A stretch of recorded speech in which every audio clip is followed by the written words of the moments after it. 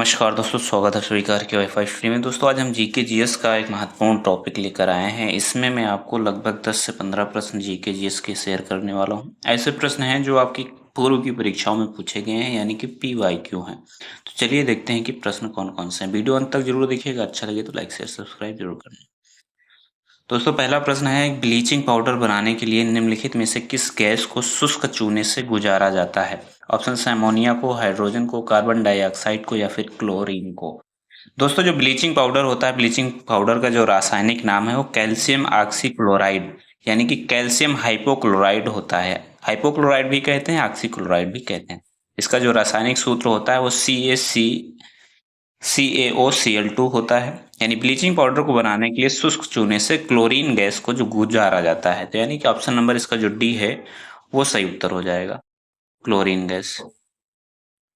प्रश्न नंबर 2 है, निम्नलिखित नियुक्तियों में से कौन सी भारत के राष्ट्रपति द्वारा नहीं की जाती है? ऑप्शन हैं कैबिनेट सचिव, लोकसभा अध्यक्ष, संघ लोक सेवा आयोग के अध्यक्ष या फिर राज्यों के राज्यपाल। तो इसका जो सही उत्तर हो जाएगा दोस्तों, इसका सही उत्तर हो जाएगा लोकसभा अध्यक्ष। यानी जो राष्ट्रपति के द्वारा नियुक्त किए जाते हैं उनमें कैबिनेट सचिव होते हैं, संघ लोक सेवा आयोग के अध्यक्ष यानी UPSC के अध्यक्ष होते हैं, राज्यों के राज्यपाल होते हैं। इसके अलावा महान्यायवादी, नियंत्रक एवं महालेखा परीक्षक, मुख्य चुनाव आयुक्त और कन्या और कई जो हैं अन्य पद पे लोगों को राष्ट्रपति के द्वारा नियुक्त किया जाता है। लेकिन लोकसभा जो अध्यक्ष होते हैं, लोकसभा के जो अध्यक्ष होते हैं वो पहली बैठक के पश्चात जो है, जो लोकसभा में उपस्थित सदस्य होते हैं उनके बीच से ही एक अध्यक्ष चुना जाता है, उनका चुनाव होता है। तो इसका जो सही उत्तर हो जाएगा ऑप्शन नंबर बी हो जाएगा, लोकसभा अध्यक्ष का चुनाव होता है, नियुक्त नहीं किए जाते हैं। तो ऑप्शन नंबर इसका जो बी है वो सही उत्तर हो जाएगा।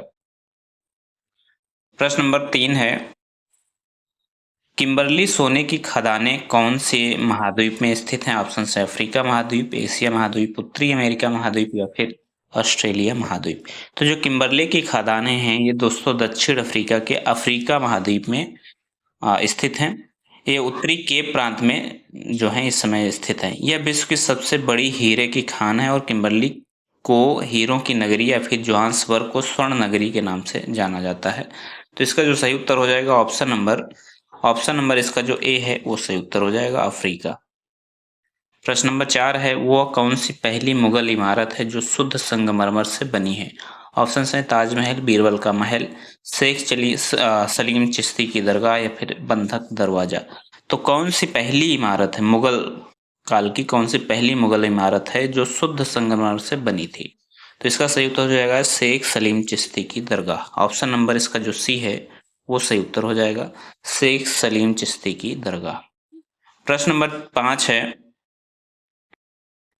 निम्नलिखित में से कौन सा एक एप्लीकेशन सॉफ्टवेयर है? निम्नलिखित में से कौन सा एक एप्लीकेशन सॉफ्टवेयर है? ऑप्शन है DOS, DOS, ABUNTU, ubuntu, CAD या फिर माइनेक्स। इसका सही उत्तर हो जाएगा दोस्तों option number C. Option number C इसका सही उत्तर हो जाएगा। एप्लीकेशन सॉफ्टवेयर वो सॉफ्टवेयर होते हैं जिनके माध्यम से यूजर जो होता है कंप्यूटर पर विभिन्न प्रकार के काम करते हैं, जैसे कि फोटो एडिट करना, गेम खेलना, डॉक्यूमेंट बनाना और उनको जो है एडिट करना। ये सारी चीजें जो होती हैं एप्लीकेशन सॉफ्टवेयर पे होती हैं। लेकिन जो कैड है, कैड एक डेस्कटॉप पब्लिशिंग, इमेज एडिटिंग और photo editing, video audio editing आदि के लिए जो है इसका प्रयोग किया जाता है। तो इसमें कौन सा सॉफ्टवेयर है? कैड जो है, कैड एक एप्लीकेशन सॉफ्टवेयर है। बाकी डॉस, ubuntu, माइनेक्स ये एप्लीकेशन सॉफ्टवेयर नहीं है। ये क्या है? ये दोस्तों एप्लीकेशन सॉफ्टवेयर नहीं है। तो ऑप्शन नंबर इसका जो सी है वो सही उत्तर हो जाएगा, कैड एक जो है वो एप्लीकेशन सॉफ्टवेयर है। प्रश्न नंबर 6 है, भारत का अधिनियम जंगली जानवरों, पक्षियों और पौधों के लिए सुरक्षा प्रदान करता है। कौन सा ऐसा अधिनियम है जो जंगली जानवरों, पक्षियों और पौधों के लिए सुरक्षा प्रदान करता है? ऑप्शन है जैविक विविधता, पर्यावरण और वन अधिनियम, पर्यावरण संरक्षण अधिनियम या फिर वन्य जीव संरक्षण अधिनियम। ऐसा कौन सा अधिनियम है जो जंगली जानवरों, पक्षियों और पौधों के लिए सुरक्षा प्रदान करता है? इसका सही उत्तर हो जाएगा वन्य जीव संरक्षण अधिनियम। ऑप्शन नंबर इसका जो डी है वो सही उत्तर हो जाएगा, वन्य जीव संरक्षण अधिनियम। सरकार द्वारा वन्य जीव संरक्षण अधिनियम जो है 1972 में चलाया गया था। 1972 में ये जो है चलाया गया और इसके तहत जो है जंगली जो जीव होते हैं, जो वन्य जीव होते हैं, उनको सुरक्षा प्रदान करने और उनके अवैध शिकार, तस्करी और अवैध व्यापार को नियंत्रित करने के उद्देश्य से लागू किया गया। जनवरी 2003 में अधिनियम में संशोधन भी किया गया था और अधिनियम के तहत अपराधों के लिए सजा और जुर्माना अधिक कठोर बना दिया गया था। तो इसका सही उत्तर ऑप्शन नंबर डी हो जाएगा, वन्य जीव संरक्षण अधिनियम। प्रश्न नंबर 7 है, पंचायती राज व्यवस्था की 3 स्तरीय संरचना है, इनमें से कौन सी 3 स्तरीय प्रणाली के निम्नतम स्तर पर है, यानी सबसे निचला स्तर कौन सा है 3 स्तरीय में। ऑप्शंस हो जाएंगे पंचायत समितियां, जिले, ग्राम सभाएं या फिर ग्राम पंचायतें। इसका सही उत्तर हो जाएगा ग्राम पंचायतें। जो ग्राम पंचायतें होती हैं वो पंचायती राज व्यवस्था में सबसे निचले स्तर यानी तीसरी जो 3 स्तरीय प्रणाली है उसका निम्नतम स्तर ग्राम पंचायतें हो जाती हैं। संविधान के भाग 9 के अंतर्गत अनुच्छेद 243 से 243 अड़ा के तहत पंचायत से संबंधित जो है प्रावधान है।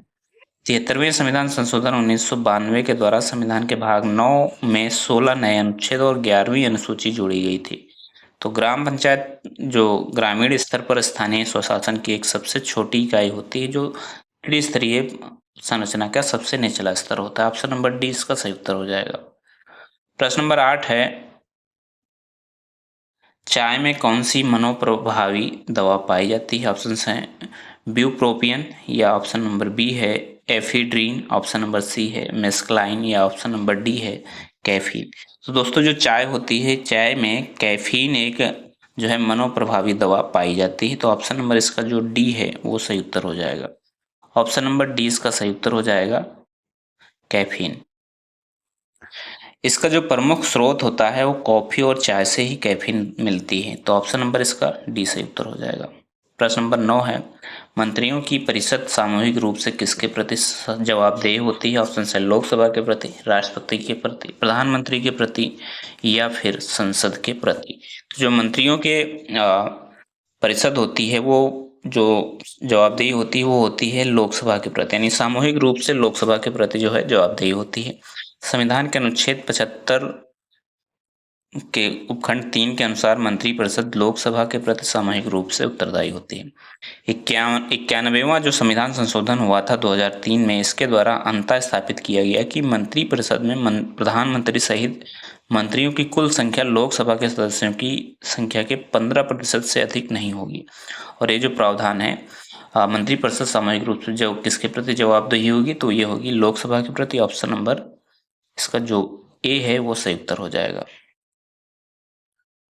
प्रश्न नंबर 10 देखते हैं। प्रश्न नंबर 10 में दिया गया है, एम.एस. स्वामीनाथन को किसके जनक के रूप में जाना जाता है। ऑप्शन से भारत में श्वेत क्रांति, भारत में क्रांति, भारत के संविधान या फिर भारत में हरित क्रांति। इसका सही उत्तर हो जाएगा भारत में हरित क्रांति। हरित क्रांति के जनक के रूप में जाना जाता है एम.एस. स्वामीनाथन। विश्व में हरित क्रांति का जनक नॉर्मन और नेस्ट बोरलॉग को माना जाता है, लेकिन भारत में जो हरित क्रांति का जनक है वो डॉक्टर एम.एस. स्वामीनाथन को माना जाता है। इनके नेतृत्व में ही भारत में गेहूं की उच्च उत्पादक प्रजातियों का जो है विकास किया गया था। तो ऑप्शन नंबर डी इसका सही उत्तर हो जाएगा। प्रश्न नंबर 11 है, गारो पहाड़ियां कहाँ पर स्थित हैं। ऑप्शन है राजस्थान में, उत्तराखंड में, मेघालय में या फिर त्रिपुरा में। तो जो गारो पहाड़ियां हैं ये आपकी मिल जाएंगी मेघालय में। ऑप्शन नंबर इसका सी सही उत्तर हो जाएगा। इसके अलावा यहाँ पर गारो, खासी, जयंतिया ये भी, यानी गारो के अलावा खासी और जयंतिया रेंज का भाग जो है वो भी हो जाएगा। तो ऑप्शन नंबर इसका सी सही उत्तर हो जाएगा। तो ये थे आज के जीके के प्रश्न। उम्मीद है पसंद आएगा। अगर पसंद आए तो लाइक शेयर सब्सक्राइब जरूर करना। धन्यवाद। जय हिंद, जय भारत।